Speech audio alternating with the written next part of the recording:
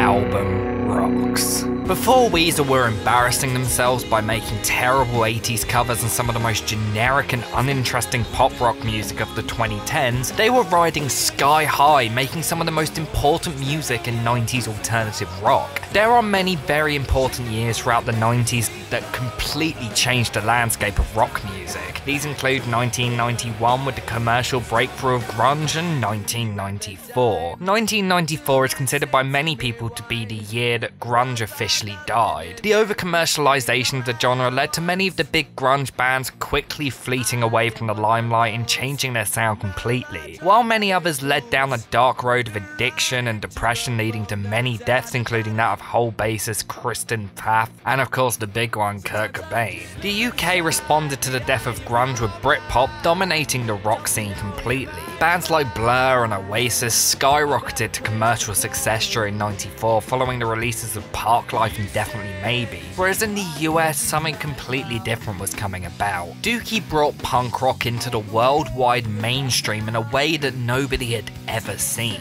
Many of the grunge kids evolved over into punk, leading to an almost jock-like aura around the genre. Within a few short months, punk had become the cool rock thing. It was no longer an underground scene where the outcasts could feel welcome, it suddenly just became the norm. Which is exactly why when Weezer released their debut self-titled album, now dubbed the Blue Album, they suddenly became one of the biggest rock bands of the decade. I've stated a few times on this channel that I think Pinkerton is a superior album and the band's true magnum opus, but that's not to say the Blue Album is anything less than a masterpiece. In fact, I only really prefer Pinkerton due to personal bias, and I think they're both almost equally as amazing as each other. Although Nirvana mixed heavy melodies with pop melodies a few years prior, inspired by the sort of thing that bands like Pixies and Sonic Youth were doing, Weezer did it in such a seamless way that even those who didn't like loud, angry music could get something out of it. Their music was the perfect blend of heaviness, melodicism, vulnerability, and humor. The Blue Album is home to some of the most iconic, memorable, and beloved rock songs of the past 30 years. It's widely considered to be one of the best debut albums of all time and the band's best album to date. Hence why if you see them live now, their setlist basically comprised of the Blue Album plus a few singles from their discography. There's a very good reason why 25 years after its release it's still considered a masterpiece, and from the opening notes of the album sucks you straight in. The first track on the album is My Name is Jonas, the first Weezer song I ever heard thanks to Guitar Hero 3 and my favourite song they've ever done. The song is the perfect introduction to the album, starting with a 3/4 acoustic guitar riff before bringing in the heavily distorted guitars and pumping everything up to 11. It's a riff that, although is incredibly simple, is at the same time kind of complex and incredibly hard to play. This is something that makes this album super fascinating for guitar nerds like me. They somehow make these at times incredibly complex guitar riffs sound so effortless and simple. My Name is Jonas perfectly displays this in the intro as well as in the later guitar solo.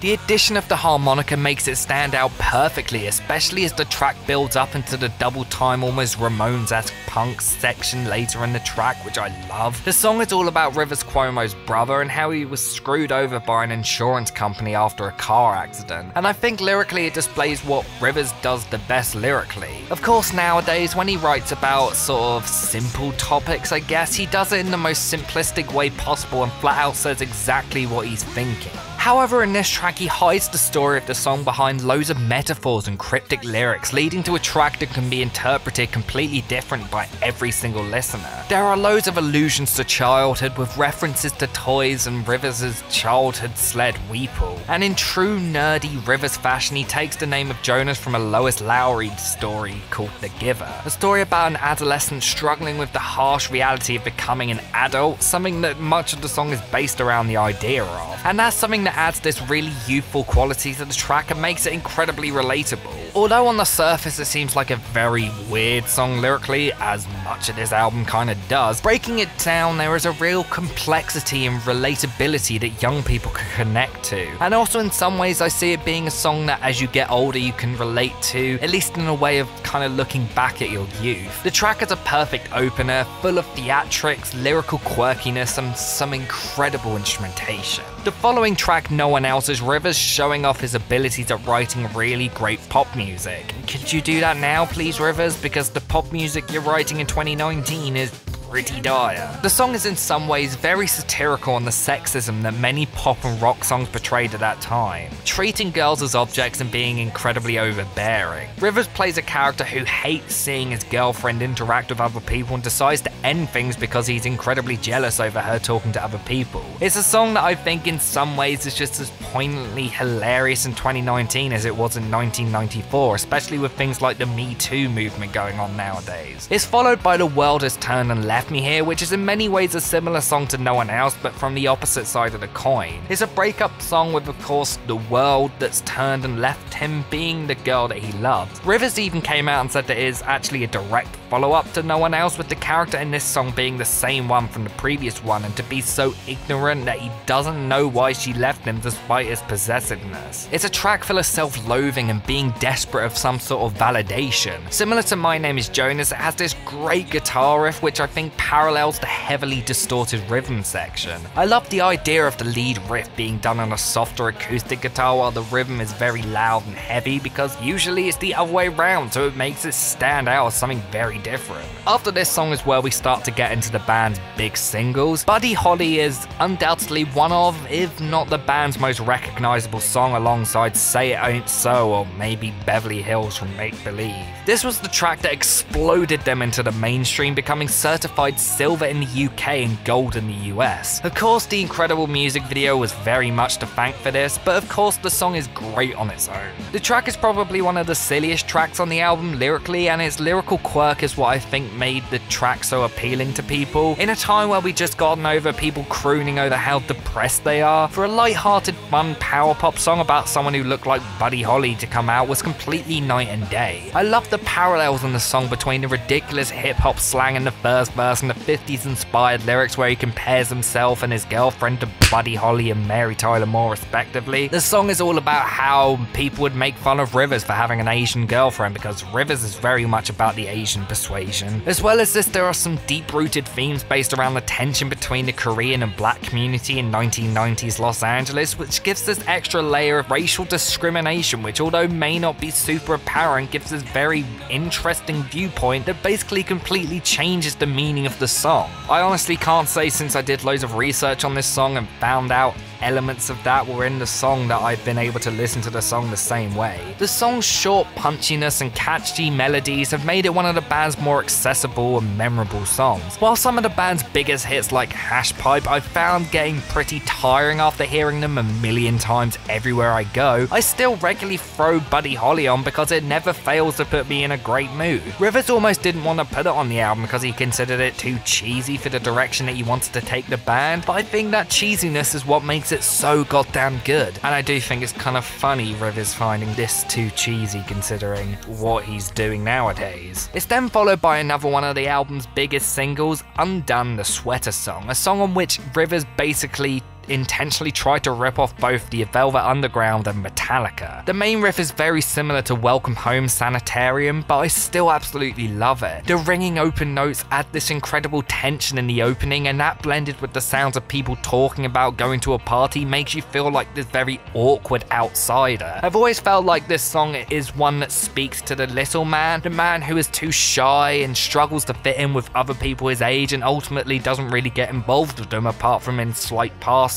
Something that I can connect to massively. Much of the song feels like it's about Rivers trying to work up the confidence to be the man that he wants to be, but completely failing to do so. Hence why he doesn't really complete a sentence in the verses, and he very awkwardly words and structures them. The slow tempo and at times kind of psychedelic feel to the track, especially in the main riff, adds a stuttered awkwardness to the song which I absolutely love. The choruses are kind of the complete opposite, with him basically letting out all this pent-up frustration from his awkwardness and letting everyone know exactly who he is and what he stands for. It's one of the many tracks on the album that speaks to that nerdy, quiet outcast that at this point in alternative rock no one was really speaking speaking to. Nirvana was speaking to the outcast, but they kind of made it cool to be an outcast. They never spoke to those who were too shy to express themselves and just wanted to hide away, listen to music and dream they were someone else. Which is why I think tracks like Undone connected with people, including myself, so much. While Smells Like Teen Spirit made it cool to be unpopular and have feelings of rebellion and angst, Undone made it cool to just be yourself in whatever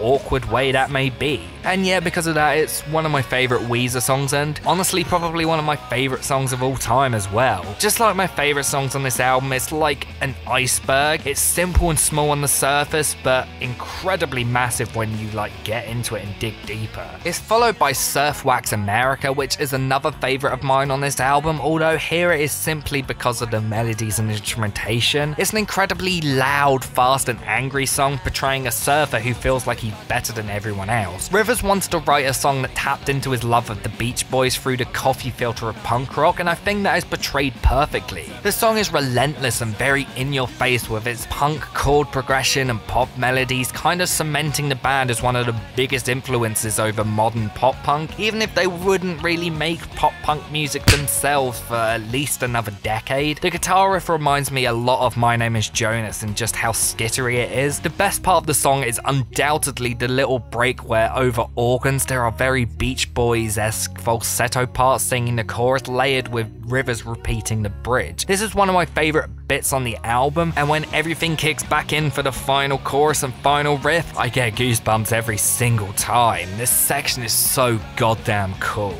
Now for a story time break. So I'm 17 years old, I've just started a new course at college and started to make a few friends, when for a module we're doing we have to start a band. We write a couple of original songs, plan a few 80s covers for this 80s night we're doing, ironically 2 of which would actually be covered by Weezer themselves on the Teal album, and we started going through some other covers to do. Since we're a pop punk band, we start going through all the pop punk bands that we knew and did covers of their songs. So we covered American Idiot, All the Small Things, I think we did In Too Deep or Fat Lip once, we did Bite My Tongue, the only cover where I actually got to do any amount of singing on, and then we decided to do a Weezer song. I had just heavily gotten into them and was listening to the Blue album a lot, so we decided to pick one of the songs from that album. And what did we do?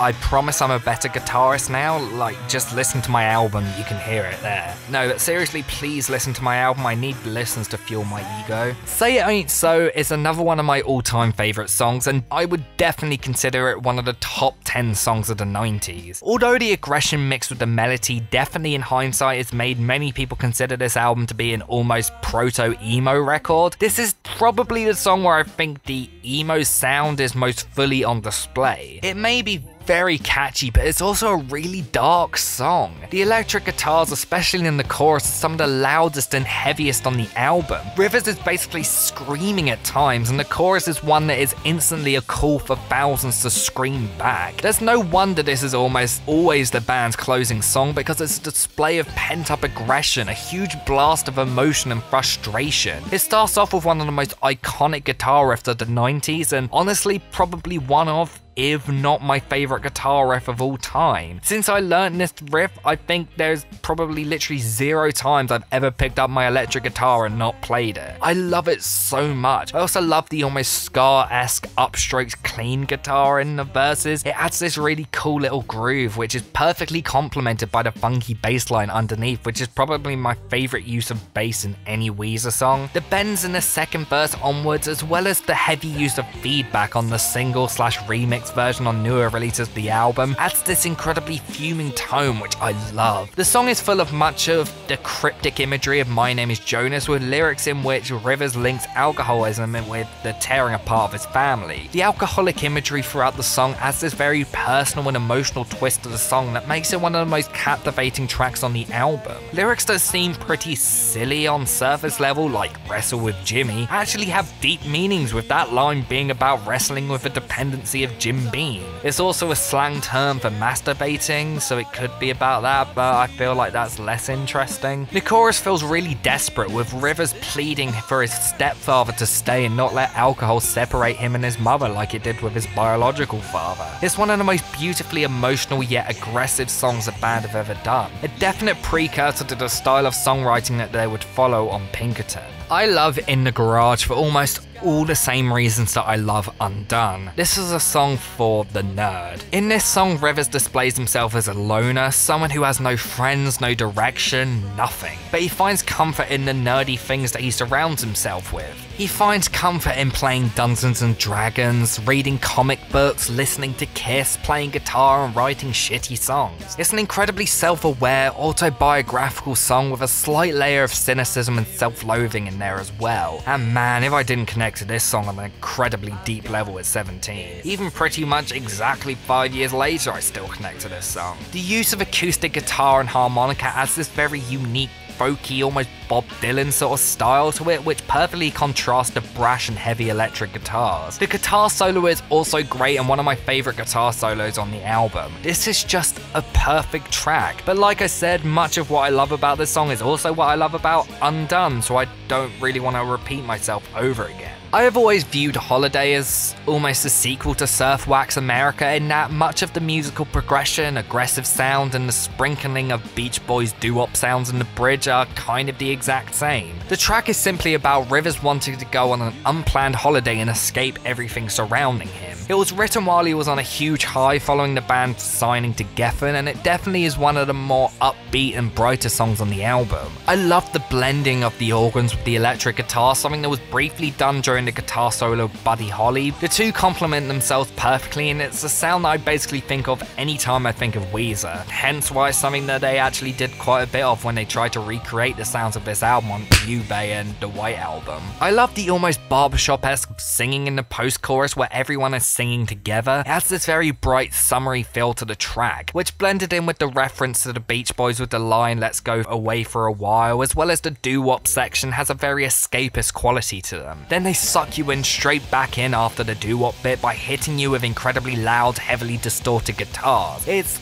admittedly one of the weaker tracks on the album, but considering how great it is, that says a hell of a lot. The album finally comes to a close with Only in Dreams, which is undoubtedly one of the band's best closing tracks to date. The track is an 8-minute long song described by some to be Stairway for Heaven for Generation X. It starts with one of the best bass lines the band have ever written, a very cheap sounding acoustic guitar which kind of gives me kind of Daniel Johnson True Love sort of vibes. The track is basically the opposite of the nerdy guy gets the girl trope and is more about what the reality of that situation would be, whereas awkwardness would just lead to rejection. Lyrically, the song isn't too amazing, and honestly the first half of the track I think is a little bit weak compared to the second half. The second half of the song is a huge cacophonous blast of noise which builds up to this absolutely masterful crescendo of energy and aggression. The dynamic build up of this section is pure perfection and makes what would have otherwise been a pretty blasé song about rejection into one of the most exciting, musically fulfilling and perfectly written instrumentals of Weezer's discography. It's an incredibly bold move to end your debut album with an 8-minute song like this, especially when most of the other tracks rarely surpass the 3 to 4 minute mark. As I said earlier, 1994 was one of the most important years for rock music, and honestly in my opinion one of the best years for music in history. So many incredible albums were released this year. For example, Definitely Maybe, Dookie, The Downward Spiral, MTV Unplugged in New York, Crooked Rain, Dummy, Grace, Live Through This, but I think the Blue Album tops the list. There are very few albums that I can think of where every single track is near perfect, where I listen to an album and I get excited about hearing every single song, where even the biggest singles that are played everywhere never get boring. There are a handful of albums out there that completely changed the direction I was taking in life, made me look at the world differently, and made me completely comfortable in my own skin. And this album is one of those albums. To some, this is a silly rock album with that song with the Happy Days music video. To me, this is everything that makes me love music in 10 tracks. Music can can be incredibly powerful when it's done well and the right people connect to it, and sometimes even silly songs about looking like a 50s rock and roll singer can have profound impacts on people. This album inspires me to create, to never doubt myself, because you never know who in 20 years time is going to discover what you've created and feel the same way about it that you felt when you discovered one of your favourite things. Thanks for watching this episode of This Album Rocks. Next time you get another one of these episodes, I'll be talking about how Rivers Cuomo got really depressed and wrote a song which, in hindsight, is a little bit homophobic.